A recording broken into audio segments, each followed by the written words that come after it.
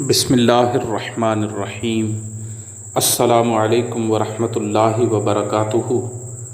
تمام معزز سامعین کو ایک مرتبہ پھر انفارمیشن پوائنٹ کے پلیٹ فارم پر خوش آمدید کہتے ہیں۔ سامعین و ناظرین، ایک دفعہ کا واقعہ ہے کہ ایک بند دکان میں کہیں سے گھومتا پھرتا ایک سانپ گھس آیا۔ یہاں سانپ کی دلچسپی کی کوئی چیز نہیں تھی۔ اس کا جسم وہاں پڑی ایک آری سے ٹکرا کر بہت معمولی سے زخمی ہو گیا۔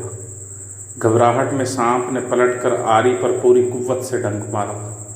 سانپ کے منہ سے خون بہنا شروع ہو گیا۔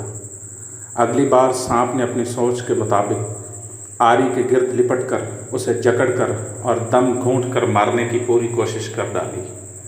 دوسرے دن جب دکاندار نے دکان کھولی تو ایک سانپ کو آری کے گرد لپٹے مردہ پایا، جو کسی اور وجہ سے نہیں، محض اپنی طیش اور غصے کی بھینٹ چڑھ گیا تھا۔ سامعین و ناظرین، بعض اوقات غصے میں ہم دوسرے کو نقصان پہنچانے کی کوشش کرتے ہیں، مگر وقت گزرنے کے بعد ہمیں پتہ چلتا ہے کہ ہم نے اپنے آپ کا زیادہ نقصان کیا ہے۔ اچھی زندگی کے لیے بعض اوقات ہمیں کچھ چیزوں کو، کچھ لوگوں کو، کچھ کاموں کو، کچھ باتوں کو نظر انداز کرنا چاہیے۔ اپنے آپ کو ذہانت کے ساتھ نظر انداز کرنے کا عادی بنائیں۔ ضروری نہیں ہم ہر عمل کا ایک رد عمل دکھائیں۔ ہمارے کچھ رد عمل ہمیں محض نقصان ہی نہیں دیں گے، بلکہ ہو سکتا ہے کہ ہماری جان بھی لے لیں۔ سب سے بڑی قوت برداشت ہے۔